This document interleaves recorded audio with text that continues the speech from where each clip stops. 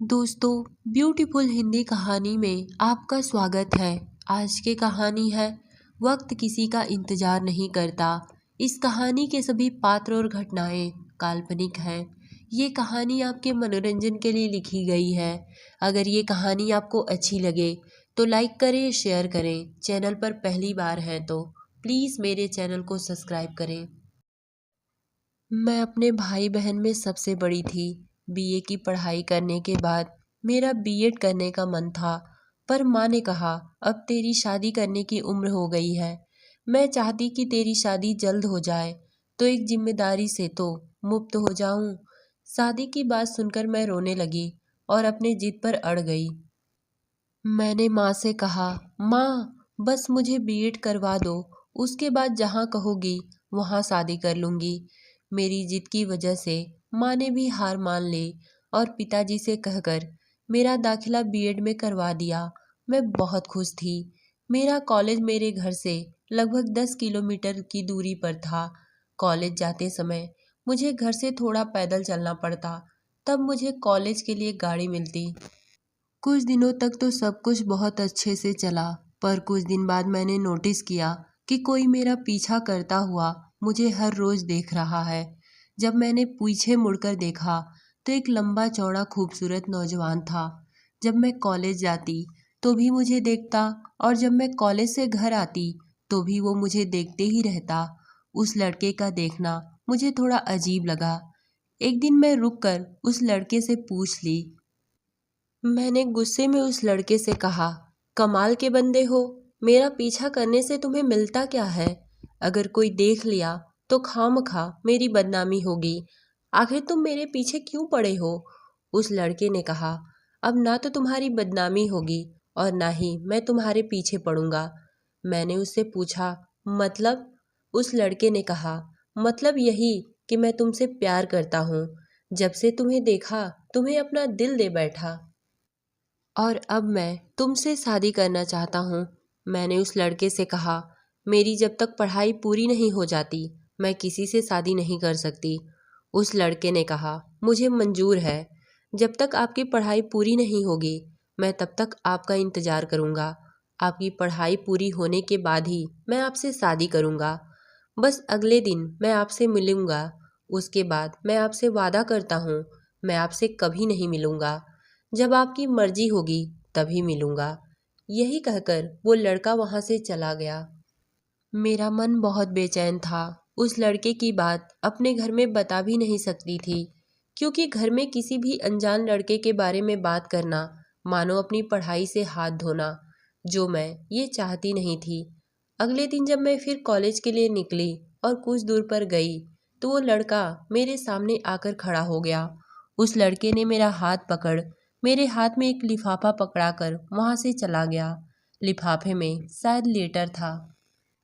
मैं उस लेटर को अपने हाथ में पकड़कर सोचने लगी, ये कौन अजनबी है जो मुझे लेटर पकड़ाकर चला गया और मुझसे शादी करना चाहता है। मन में आया कि इस लेटर को मैं यहीं पर फाड़ कर फेंक दूं। फिर सोचा, चलो घर ले चलती हूँ, रात में पढ़ लूंगी। घर आते ही मेरा मन बेचैन होने लगा। उस लड़के की बातें बार बार मेरे दिमाग में गूंजने लगी। रात का खाना खाने के बाद मैं अपने रूम में चली गई। मन में ख्याल आया कि उस लड़के का लेटर खोलकर पढ़ती हूँ। फिर मैंने सोचा, नहीं, घर पर नहीं पढ़ूंगी, कल कॉलेज जाऊंगी और लंच के टाइम पढ़ लूंगी। यही सोचकर मैं उस लेटर को अपने बैग में छुपा दी। अगले दिन जब मैं कॉलेज गई तो उस लेटर के बारे में अपनी सहेली को बताया। लेटर के बारे में जानते ही मेरी सहेली ने मेरे बैग से वो लेटर निकाल लिया और उसने उस लेटर को जो ही खोला उसके मुंह से निकल गया, ये लड़का। शायद उस लेटर में उस लड़के का फोटो, नाम और घर का एड्रेस था। मैंने उससे पूछा, क्या तुम इस लड़के को जानती हो? उसने कहा, हाँ हाँ, ये लड़का तो मेरे मौसी का लड़का रवि है। रवि तो बहुत अच्छा लड़का है और काफ़ी पढ़ा लिखा है। इन लोगों का काफ़ी अच्छा खासा बिजनेस भी है। मैंने अपनी सहेली से कहा, तो फिर ये मेरे पीछे क्यों पड़ा है? इसको तो करोड़ों लड़कियां मिल जाएंगी। मेरी सहेली नेहा ने कहा, इश्क न पूछे जात, शायद रवि को तुम बहुत खूबसूरत लगी हो। अच्छा छोड़ो ये सब बातें और तुम भी इस शादी के लिए हाँ कर दो, क्योंकि रवि जैसा लड़का शायद ही तुम्हें मिल पाए। नेहा ने मुझे बहुत समझाया। नेहा ने कई दिनों तक इस शादी के लिए मुझे समझाया। उसके काफ़ी समझाने के बाद मुझे भी ये रिश्ता अच्छा लगने लगा। जब नेहा को लगा कि मुझे भी इस शादी में दिलचस्पी है, तो वो अपनी मौसी और उनके बेटे रवि से बात कर शादी का रिश्ता मेरे लिए मेरे घर भिजवाई। मेरी माँ ने इस रिश्ते के बारे में पूरी जानकारी ली। ये रिश्ता मेरे घर वालों को भी अच्छा लगा, पर माँ ने उन्हें जवाब नहीं दिया। रवि बार बार मेरी सहेली नेहा से पूछता कि क्या हुआ, मानसी के घर वालों ने अभी तक कुछ जवाब क्यों नहीं दिया। नेहा मेरे पास फ़ोन करके मुझसे पूछती कि क्या हुआ, तुम्हारी माँ ने रवि के घर वालों को कोई जवाब क्यों नहीं दिया, तुम लोगों को शादी करनी है कि नहीं। एक दिन शादी के बारे में पूछने के लिए नेहा का फ़ोन आया। मैंने उसका फ़ोन अपनी माँ को पकड़ा दिया कि तुम ही पूछ लो माँ क्या जवाब देती हैं। माँ ने नेहा से कहा, बेटा मानसी के पापा अपने बिजनेस के सिलसिले में कहीं बाहर गए हुए हैं, वो जब घर आते तो मैं उनसे पूछ कर बताती हूँ। ये सुनकर नेहा और रवि के घर वालों को तसल्ली मिली कि मेरे पापा के आने के बाद उधर से कुछ तो जवाब मिलेगा। इसी बीच मेरे बीएड के फाइनल ईयर का रिजल्ट आ गया। मैं अच्छे नंबरों से पास हो गई थी। घर में सभी बहुत खुश थे, पर ये खुशी ज़्यादा दिन तक टिक ना सकी, क्योंकि मेरे पिताजी जिस काम के सिलसिले में बाहर गए हुए थे, वहीं पर उनका एक्सीडेंट हो गया और वो हमेशा हमेशा के लिए हमें छोड़कर इस दुनिया से चले गए। हमारा पूरा परिवार टूटकर बिखर गया। माँ को तो कुछ समझ में नहीं आ रहा था। मेरी शादी ब्याह की बातें तो घर में सभी लोग भूल ही गए थे।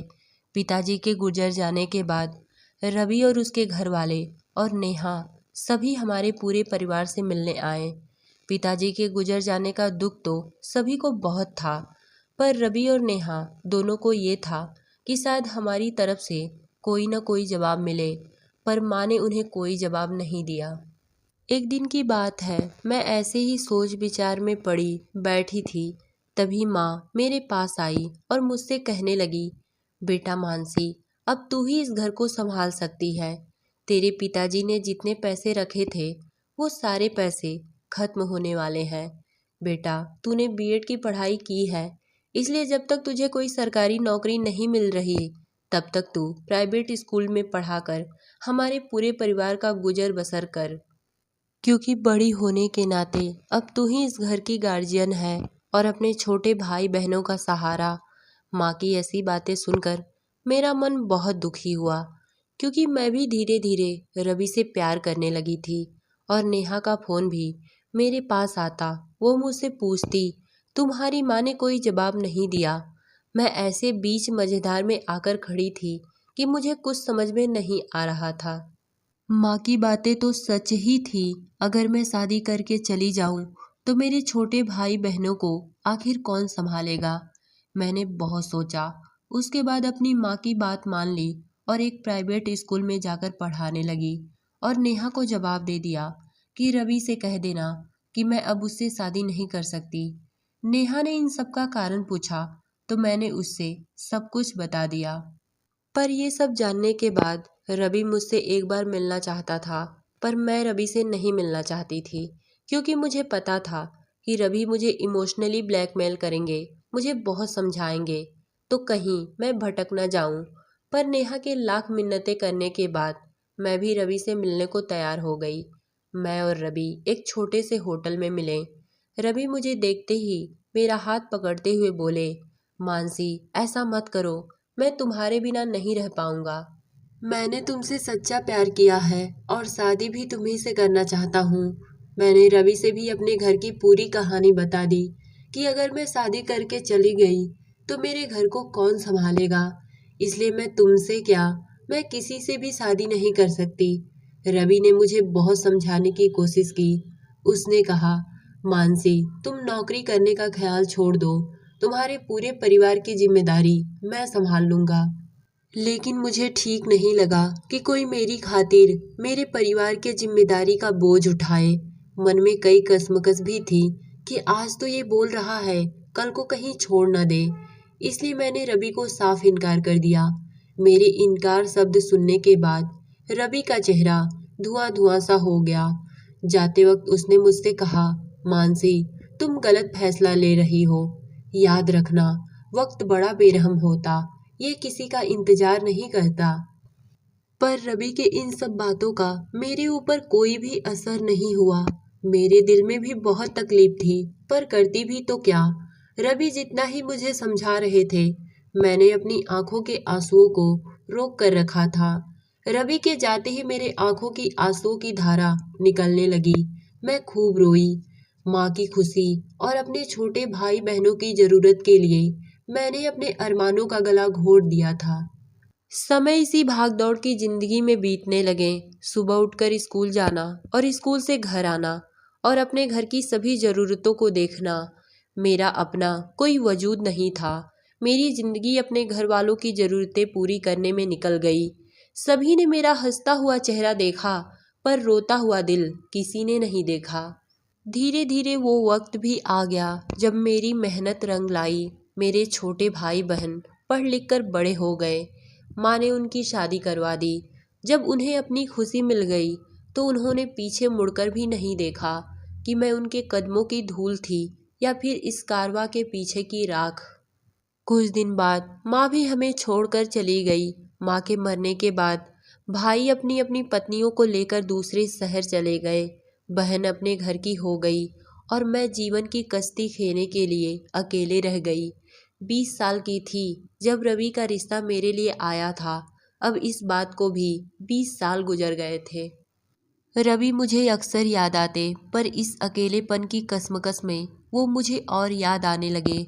मुझे याद है, जाते वक्त रवि ने मुझसे कहा था कि मानसी, तुम गलत फैसला कर रही हो।